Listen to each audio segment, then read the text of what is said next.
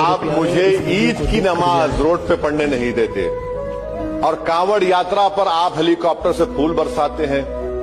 RSS की parade होती है, रोड पर होती है।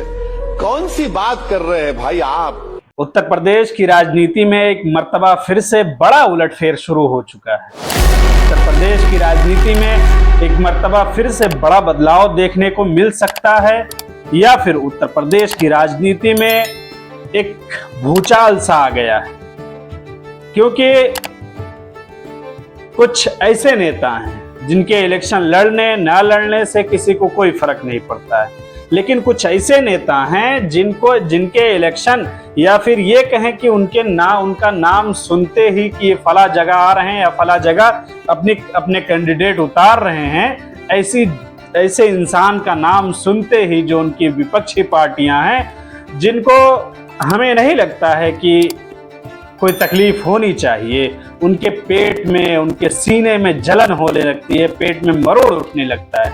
दोस्तों, मैं बात कर रहा हूं असदुद्दीन अवैसी की। असदुद्दीन अवैसी उत्तर प्रदेश में एक नई आवाज उभरेगी मजलिस इत्तेहाद मुस्लिमीन के रूप में।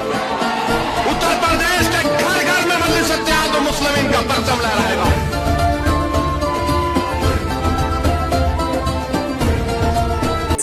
14 तारीख को बहराइच आ रहे हैं और बहराइच आ रहे हैं, इलेक्शन कैंपेन के लिए आ रहे हैं, अपने कैंडिडेट उतारेंगे। जिस तरह से तमाम तरीके की पार्टियां, तमाम तरह की पार्टियां उत्तर प्रदेश के आने वाले 2027 के इलेक्शन की तैयारी कर रही है, उसी तरह असदुद्दीन अवैसी भी इसी तर्ज पर काम कर रहे हैं और अपने कैंडिडेट उतारने के लिए वो रैली कर रहे हैं। 14 तारीख को, 14 जून को बहराइच पहुंचेंगे, वहां पर जनसभाएं करेंगे, वहां के लोगों से मिलेंगे। तो इसमें किसी को क्या तकलीफ होती, क्या तकलीफ होनी चाहिए? कोई तकलीफ नहीं होनी चाहिए।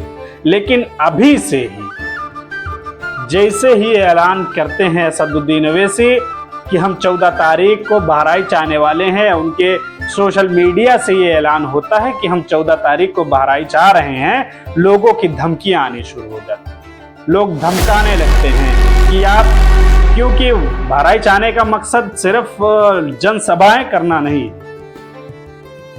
लोगों से मिलना ही नहीं है। बहराइच आने का मकसद ये है कि वहां पर सैयद सालार मसूद गाजी रहमतुल्लाह की मज़ार है, वहां पर जाएंगे, उनकी जियारत करेंगे, वहां पर दुआएं लेंगे उनसे, जो भी है। एनीवेज लेकिन आपको याद होगा कुछ दिन पहले सैयद सालार मसूद गाजी की मज़ार को लेकर के बहुत बड़ा मामला छिड़ा हुआ था।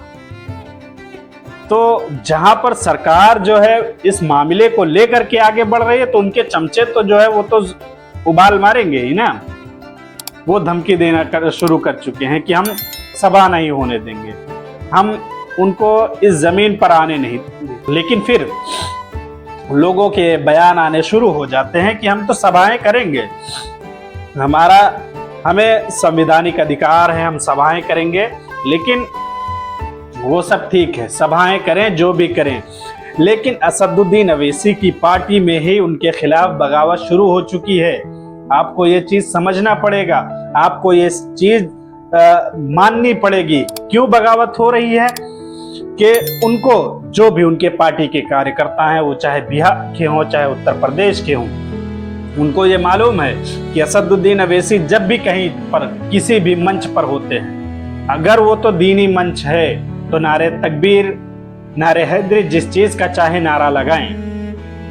लेकिन अगर सियासी मंच पर हैं तो उनको जो है नारे तकबीर का नारा नहीं लगाना चाहिए। ये एक बिहार के नेता हैं जिनकी मैं वीडियो डाल दूंगा, आप लोग देख लीजिएगा।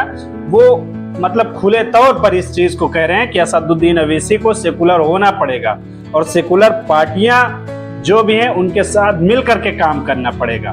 MIM को मुस्लिम पार्टी की हैसियत से अगर चलाना चाहेंगे तो हमसे कोई अलायंस नहीं करेगा। अब MIM को एक सेकुलर पार्टी की हैसियत से चलाना होगा। चलिए, कई लोग चुनाव का जब समय आता है तो आते हैं कि हम चुनाव लड़ेंगे, क्या मोहिब आलम ये सोच रहे हैं कि हम भी चुनाव? नहीं, मेरा ऐसा कुछ नहीं। मैं विधानसभा अध्यक्ष बनाया गया हूँ, पार्टी का जो आदेश होगा वो करूंगा। अगर मैं 25 साल दूसरे की पार्टी में दरी बिछा सकता हूँ तो अपनी पार्टी में बिछा सकता हूँ। समाजवादी के बाद जब आप इसमें आए हैं तो वहाँ के अलावा यहाँ आपको क्या लगता है?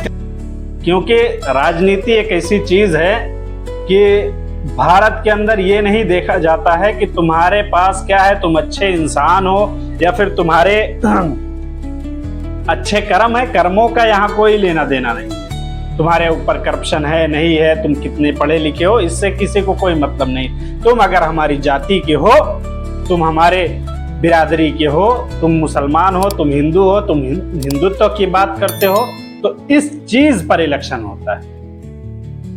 और जब इस चीज पर इलेक्शन होता है तो वो पार्टियां उठ करके खड़ी हो जाती हैं। अभी तक जैसे आपको पहले ही बताया गया कि उत्तर प्रदेश की राजनीति में एक नया भूचाल आने वाला है अभी से। लेकिन एक बात और है कि हिंदुस्तान के अंदर या उत्तर प्रदेश के अंदर जो भी मुसलमान हैं, जो अपने आप को असहज महसूस करते हैं, जो ये समझते हैं कि काश हमारे बाप दादाओं ने इन सेकुलर पार्टियों के पीछे ना जा करके एक अपनी पार्टी बनाई होती तो आज हमारी हालत ये नहीं होती। आज हमारे मदरसों पर बुलडोजर ना चलाए जाते, आज हमारे मदरसों पर सरकारी मोहर ना लगाई जाती।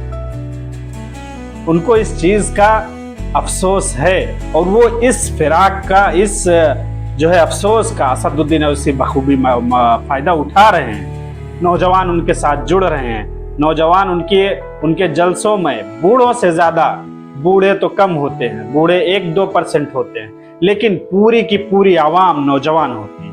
नौजवान जुड़ रहे हैं, लेकिन सरकार नहीं बना पाएंगे। कुछ लोग ये भी कह रहे हैं कि 2027 में अखिलेश यादव की सरकार बनेगी।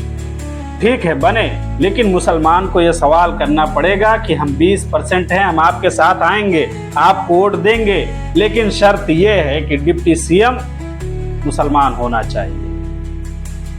इस बात पर अगर आमादा हो जाते हैं तो मुसलमानों को कोई हर्ज नहीं वोट देने में। लेकिन ऐसा करेंगे नहीं, क्योंकि वो भी ये समझ चुके हैं कि अगर हम मुसलमानों का ही पक्ष लेकर के चलते हैं तो हमें यादव वोट नहीं देगा, और ना ही यादव वोट देता है। यादव उनको 1% वोट नहीं देता है। कुछ इधर उधर के चट्टे बट्टे हैं जो उनको वोट देते हैं, बाकी सारे के सारे मुसलमान इन्हीं पार्टियों को वोट देते हैं। कांग्रेस हो गई, सपा, बसपा, ये तमाम तरह की पार्टियां हैं जिनको मुसलमानों ने अपना जो है पीर बना लिया है। ये पीर साहब हैं, इनके पैर चूमने वाला काम करेंगे। आपने कुछ दिन पहले देखा होगा कि राहुल गांधी बिहार के अंदर रैली कर रहे थे, एक मुस्लिम नौजवान जाता है और उनका हाथ चूम लेता है। तो मैं उसी तर्ज पर यह कह रहा हूं कि वो मुसलमानों ने राहुल गांधी, अखिलेश यादव को अपना पीर बना लिया है और उनके पीछे ही जाना चाहता है। लेकिन चलिए ठीक है, देखा जाएगा जो भी होगा। आने वाली तारीख 14 को असदुद्दीन ओवैसी पहुंच रहे हैं बहराइच, और बहराइच में क्या हंगामा होता है, क्या बवाल होता है, ये सब आगे साथ बने रहिए, देखने को मिलता रहेगा, बताते रहेंगे आपको।